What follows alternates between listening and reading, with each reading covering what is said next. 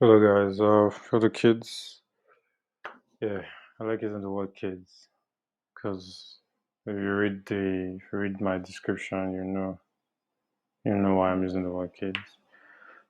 So today, today, Monday, right? Today was a Monday, it's the first day of the week, and there was no trade set up today, right? So from Friday or from last week, the results from last week were negative. So we're in drawdown. Well, I'm currently in drawdown. I don't know why I keep saying we, but yeah, it feels like I'm doing this together with people, and that's a good feeling to have though. This is kind of this is my forex journal, right? And you know what a forex journal is? You know when they say journal your trades, it's good to journal your trades. Like this is basically what it is. It's like keeping yourself accountable, right? It's part of accountability, right? That's why they say, okay, keep a journal. When you trade, you need to know what you're doing wrong, what you're doing right. So that's the purpose of having a journal, right? So today, I'm a bit tired right now, bro. Yeah, I don't think I'm tired. I won't use that word tired. I won't use that word tired. So let me get in the mood right now. So I didn't get a set up today, right? And today we had PMI. So you can see this candle here, 3 o'clock open. You can see this candle pushed right down. This was during the news release, right? If I go, okay, we're going to go over the account metrics. You can see that today I didn't take any trades, right? You can see account balance is still the same from last week, right? Account balance is still the same from last week. You can see today's permitted loss is still, right? You can see total trade, minimum trading days 5. Um,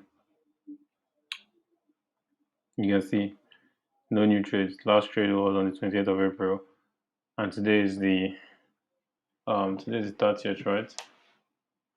Okay, today is the 1st of May, actually. Sorry. So no trades taken in the month of May.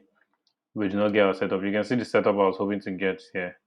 All right, so I was expecting to see price pull back into this level before dropping to the downside, but we didn't get that pullback. All right, I didn't get that pullback to tag us into the trade. Price just went in that direction, and that's fine. And you can see later on, you can just see price starting to consolidate. All right, starting to move sideways here. So price currently in this range, right? Consolidating. So I'm going to come back to the charts tomorrow, same time, same strategy, same everything.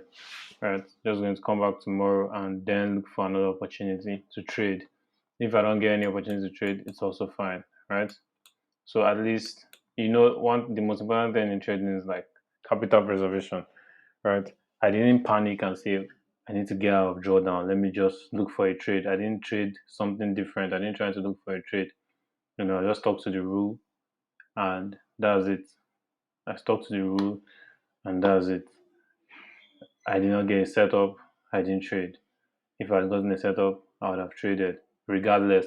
Sometimes when you get a setup, you then expect to like win. No. Even when you get a setup, don't expect it to be a win. Just execute on your strategy. And the more you execute, the more sample size you have, the more profitable you'll be over a large sample size, right? And I did a lot of back testing this weekend, right? I did a lot of back testing and I figured out a few things. I made a few tweaks, and as I can see, I'm on the 5 minute time frame right now instead of on the 1 minute. Right? If we drop down to the 1 minute time frame, there would have probably been a setup. There could have probably been a setup on the 1 minute. Let me look through it real good. I haven't even gone over it, but um, I think right here you can see this setup between this. You can see the setup right here, right? You can see this setup right here, this trade setup here. For a 1 to 2, entry would have been here.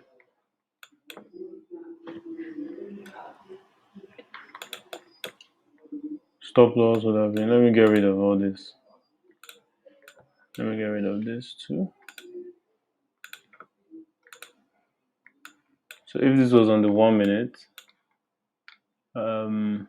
you can even see another fair value gap here. But yeah, I don't want to complicate it. But there's a setup here. If you can see what I'm pointing out.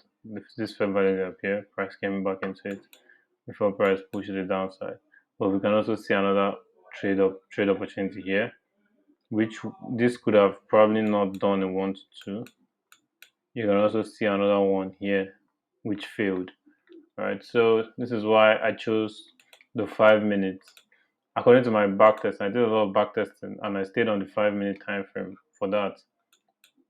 And I found some interesting things. Right. I found a little bit of. It's still basically the same. Like the outcome is still basically the same when it comes to like um the win rate. The win rate is still about 50%, right? But I just find that there are less favor like there are not so many fair value gaps on the 5 minutes as on the 1 minute, right? So like on the 1 minute I could spot like four fair value gaps.